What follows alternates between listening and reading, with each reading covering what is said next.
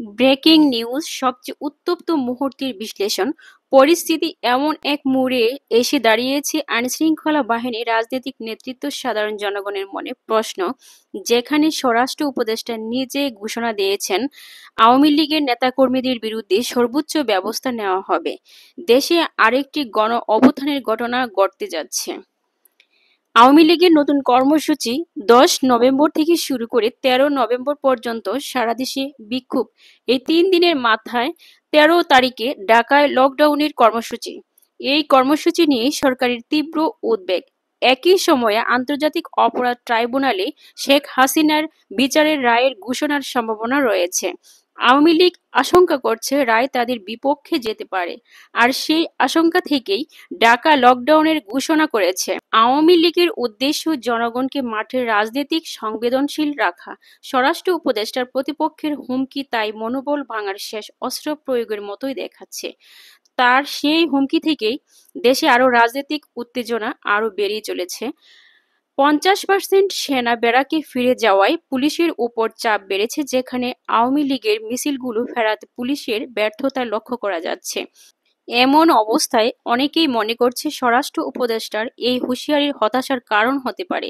অপরদিকে বিএনপির নেতাকর্মীরা বলেছে, আগামী ১৩ নভেম্বর আওয়ামী লীগ মাঠে নামলে সর্বশক্তি দিয়ে তাদের প্রতিহত করা হবে। যদি কোনোভাবে পরিস্থিতি অস্থিতিশীল করার চেষ্টা করে, তবে উত্তম জবাব দেওয়া হবে। আওয়ামী লীগ লক্ষ লক্ষ নেতাকর্মী ঢাকায় সংযোগ ঘটিয়ে আগামী ১৩ তারিখ লকডাউন কর্মসূচির প্রস্তুতি নিয়েছে। রাজধানীর বিভিন্ন গুরুত্বপূর্ণ স্থানে তারা উপস্থিত হবার কথা জানিয়েছে। সামাজিক যোগাযোগ মাধ্যমে এইসব তথ্য ছড়িয়ে পড়েছে। সেই অনুযায়ী সরকার সর্বাত্মক প্রস্তুতি নিয়ে এই কর্মসূচি প্রতিহত করার জন্য পুলিশের গোপন মিটিং হচ্ছে বলে জানা যায়। ওই তারিখ রায় ঘোষণা হলে রাজধানীর গুরুত্বপূর্ণ অঞ্চলগুলোতে বিশাল শোডাউন ও আন্দোলন করা হবে। আওয়ামী লীগের পক্ষ থেকে অনেকেই বলেছেন, প্রোগ্রাম সফল করতে হবে। বাঙালি জাতি হিসেবে দেশের স্বাধীনতা ও সার্বভৌমত্ব রক্ষার লক্ষ্যে ১৩ তারিখে কর্মসূচি সফল করা অনেক বেশি গুরুত্বপূর্ণ। সাধারণ জনগণকে রক্ষা করতে হবে। সরকার আওয়ামী লীগের লক্ষ লক্ষ নেতা কর্মীদের গ্রেফতার করেছে। মাইক দিয়ে ঘোষণা করা হয়েছে আওয়ামী লোকদের যাতে বাড়ি ভাড়া না দেওয়া হয়। কিন্তু দেশের সকল আনাচে কানাচে প্রত্যেকটি পরিবারে আওয়ামী লীগ আছে।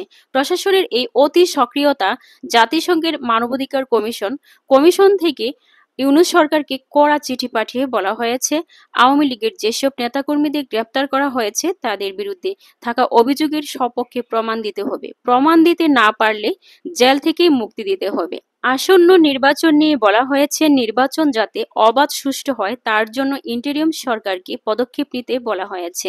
নিশ্চিত করতে হবে আওয়ামী লীগের অংশগ্রহণও। এই অবস্থায় দলের নেতা জাহাঙ্গীর কবির নানক লকডাউনের ঘোষণা করলেন। শেখ হাসিনার বিরুদ্ধে দায়ের করা মামলা প্রত্যাহার এবং নেতাকর্মীদের বিরুদ্ধে দায়ের করা মামলা প্রত্যাহার, ইউনূসের পদত্যাগের দাবিতে একাধিক দাবি নিয়ে অফিস, আদালত, হাটবাজার, স্কুল, কলেজ সব বন্ধ রেখে প্রতিবাদে সামিল হওয়ার আহ্বান জানিয়েছে। ওই দিন ১৩ তারিখ জনগণ ঘর থেকে বের না হওয়ার আহ্বান জানিয়েছেন।